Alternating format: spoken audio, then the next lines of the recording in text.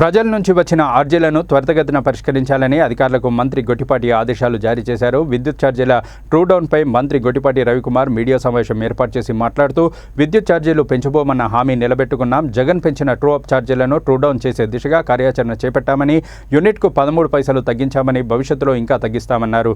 2014లో లోటు విద్యుత్ నుంచి 2019 నాటికి మిగులు విద్యుత్ సాధించామన్నారు. వైసీపీ వచ్చాక విద్యుత్ అవసరాలు తీర్చలేక మళ్లీ లోట్లోకి వెళ్లిందని, వైసీపీ హయాంలో ప్రజలపై ₹18,000 కోట్ల భారం మోపారన్నారు. ₹1,25,000 కోట్ల వరకు విద్యుత్ వ్యవస్థకు నష్టం చేకూర్చారని మండిపడ్డారు. కూటమి ప్రభుత్వం వచ్చాక సంస్కరణలు తెచ్చి విద్యుత్ వ్యవస్థను గాడిలో పెట్టామన్నారు. తాము తెచ్చిన పలు సంస్కరణలతో విద్యుత్ ఛార్జీలు తగ్గించగలిగామని మంత్రి గొట్టిపాటి రవికుమార్ స్పష్టం చేశారు. మొత్తం ఏ రాష్ట్రం కంటే అన్ని రాష్ట్రాల కంటే ముందే స్వాగతం పలికి దీంట్లో భాగస్వామ్యం అయ్యామన్నమాట. దాన్ని కూడా ప్రజలందరూ కూడా అర్థం చేసుకొని ఎక్కడైతే ఏదైతే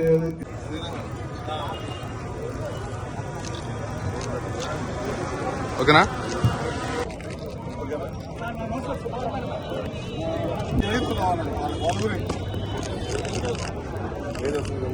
ఓకేనా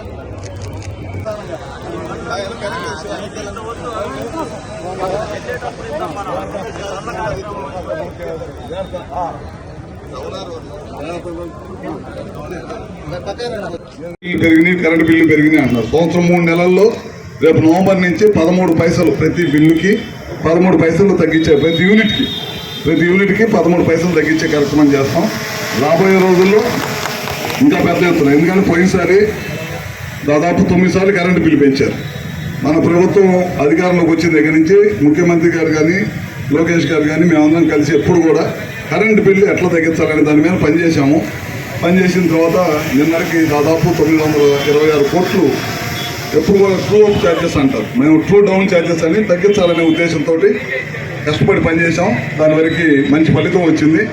ఎందుకంటే పోయినసారి పవర్ని కొన్నారు, విపరీతమైన రేట్లు పెట్టి బయట ₹12, ₹15 కొన్నారు.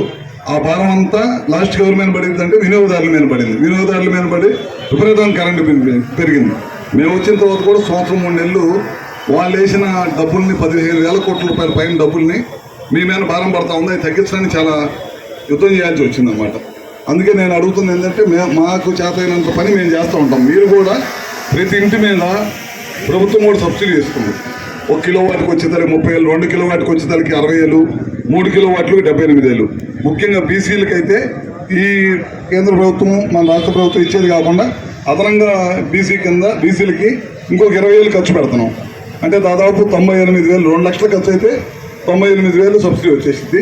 మిగతా ₹1,00,000 బ్యాంకులో మీరు 10,000 పెట్టుకొని మిగతాది 90,000 బ్యాంకులో తెచ్చుకొని ఒక 4-5 సంవత్సరాలు బ్యాంకులో కనుక తిరిగి కట్టే కనుక మనకి 20 సంవత్సరాలు కరెంటు సోలార్ ద్వారా వాడుకోవచ్చు. ఇంకా తక్కువ అవుతాయి బిల్లులు.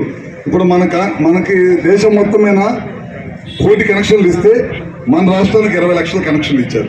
నేను చాలా మందిని పంపించాను మున్సిపాలిటీకి, వెండర్స్ని. కానీ అంత ఆశాజనకంగా మన వాళ్ళు పనిచేయలేదు. దాని మీద ఆశాజనకంగా అంటే ప్రతి వార్డులో కూడా ఒక 40-50 మందికి కనీసం 10 మందిని చేపిస్తే వాళ్ళ దగ్గరికి వెళ్ళి కనుక్కుంటారు మిగతా వాళ్ళు, ఏంది మీ కరెంటు బిల్లు ఎట్లా వస్తుంది. అప్పుడు వాళ్ళకి అర్థమైంది. తక్కువ వచ్చిందనుకో మిగతా వాళ్ళు అందరూ కూడా పెట్టుకుంటారు. లేదనుకో వాళ్ళు ఏమనుకోండి ఇవన్నీ ఏదో చెప్తుంటారు, పెడుతుంటారు, మళ్ళీ రేపు పొద్దున మనకి ఇబ్బంది అనుకుంటారు. వాటి మీద కొద్దిగా ప్రతి వార్డులో కూడా మనం సోలార్ పెట్టించుకునే ప్రయత్నం చేయండి. అందరూ బ్యాంకర్స్తో కూడా మాట్లాడాము. మన ముఖ్యమంత్రి గారు బ్యాంకర్స్ ముందు రాకపోతే అదొకటి ప్రత్యేకమైన దృష్టి పెట్టండి. మన అద్దంకి టౌన్లో ప్రతి వార్డులో ఒక 50 ఇళ్ల కన్నా పెట్టించండి. పెట్టిస్తే వాళ్ళ చూసి మిగతా వాళ్ళు కూడా పెట్టించుకుంటారు.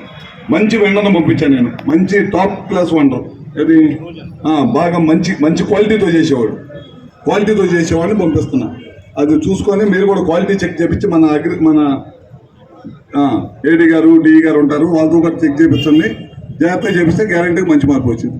దాదాపు మన మున్సిపాలిటీకి ఏ విధంగా ఇబ్బంది లేకుండా దాదాపు 40-50 సంవత్సరాల నుంచి కరెంటు పోల్స్ కానీ ఏది మార్చలేదు అన్నారు డిఈ గారు. ఎన్ని మార్చాము ఇప్పుడు దాకా కరెంట్ పోల్స్ ఎన్ని వేసాం?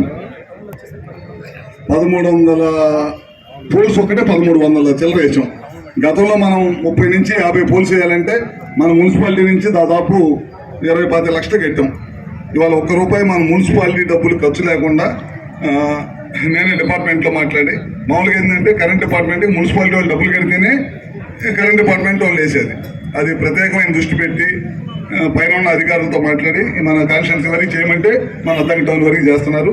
ఇంకా 500 పోల్స్ కావాలంటున్నారు. రేపు ఒక 3 నుంచి 4 నెలల లోపల మొత్తం చేస్తాము. మొత్తం పోల్స్ చేతికి తగులుతున్నాయి, ఎక్కడైనా కరెంట్ తగులుతుంది చేతికనే ఎక్కడ ఇబ్బంది లేకుండా మొత్తం పోల్స్ 2000 పోల్స్ చేయిస్తాం. 2000 పోల్స్ మొత్తం వేపిస్తాం. వచ్చి మొత్తం లో వోల్టేజ్ లేకుండా చేస్తాము. అక్కడ మనకి ఇప్పుడు ఇక్కడ సబ్స్టేషన్ కడుతున్నాం. ఇక్కడ ఒకటి దాదాపు ఎన్ఎస్పీలో సెమీ ఇండోర్ సబ్స్టేషన్ కడుతున్నాం. 4.5 ఎన్ని కోట్లు అవుతుంది? 6 కోట్లు ఖర్చు పెట్టి కడుతున్నాం. ఇక్కడ మన దామరపాలెంలో ఒక సబ్స్టేషన్ కడుతున్నాం. టిట్కో ఇళ్ళ దగ్గర కూడా ఒక సబ్స్టేషన్ కడతాం. 3 చోట్ల 3 సబ్స్టేషన్లు కడుతున్నాం. లో వోల్టేజ్ లేకుండా అన్ని చోట్ల ట్రాన్స్ఫారాలు అప్గ్రేడ్ చేస్తాం. 25 ఉంటే 50. ఎందుకంటే ఇళ్లలో ఏసీలు, ఫ్యాన్లు, ఇల్లు పెరుగుతున్నాయి, జనాభా పెరుగుతూ ఉన్నారు కాబట్టి దానికి తగ్గట్టే పెంచుకుంటూ వెళ్తాం అన్నమాట. ఇవన్నీ ఈ ప్రభుత్వం వచ్చిన తర్వాత అధికారంలోకి వచ్చింది చేస్తున్నాం. ఇవాళ దాదాపు మనం స్కూటర్లు అంతకుముందు ఎన్ని ఇచ్చాము? 98 మందికి అంతకుముందు స్కూటర్లు ఇచ్చాము. ఇప్పుడు ఒక 30-35 మందికి మన అద్దంకి టౌన్లో కానీ లేకపోతే మన రూరల్ మండలంలో కానీ ఇస్తాం. ఇవన్నీ కూడా దాతల సహకారంతో, ఏమన్నా నేను సైకిల్ ఇచ్చినా దాతల సహకారంతో ఇచ్చాము. దాదాపు ఇవన్నీ కూడా పేదలకు ఏ విధంగా కూడా ఇబ్బంది లేకుండా ఉండాలనే ఉద్దేశంతో ఇస్తున్నాం. మనం చూజ్ చేసేటప్పుడు బెనిఫిషరీస్ ఎవరైతే మనకి ఇద్దాం అనుకుంటున్నామో వాళ్ళు నడుపుకోగలుగుతారా లేదా అనేది మాత్రం మన వాళ్ళు చూడాలి. మళ్ళీ పోయినసారి మనం ఒక ప్రోగ్రామ్ చేసాం తోపుడు పనులు, అది సరిగ్గా ఎలా పోయితే వాళ్ళు ఆపేశారు ఇవ్వటం. అట్లానే మనకి ఎక్కడన్నా తప్పు జరిగితే వాళ్ళు ఆపేస్తారు ప్రోగ్రామ్ ఇవ్వటం. ఇవన్నీ చాలా కంపెనీలు వాళ్ళని అడిగి తలా 5 లక్షలు తలా 10 లక్షలు మన నెట్ క్యాప్ వాళ్ళు, లేకపోతే మన సోలార్ వాళ్ళు, అట్లానే బయట కంపెనీల వాళ్ళు, అట్లా దాదాపు 10-15 కంపెనీల వాళ్ళ సహాయ సహకారంతో చేస్తున్నాం. ఇవన్నీ కూడా తప్పకుండా రాబోయే రోజుల్లో ఏ ఒక్క దివ్యాంగుడికి ఇబ్బంది లేకుండా తప్పకుండా అందరికీ ఈ విధంగా సహాయం సహకారం చేయడానికి ఈ ప్రభుత్వం ముందుకు ఉందని చెప్పి తెలియజేసుకుంటూ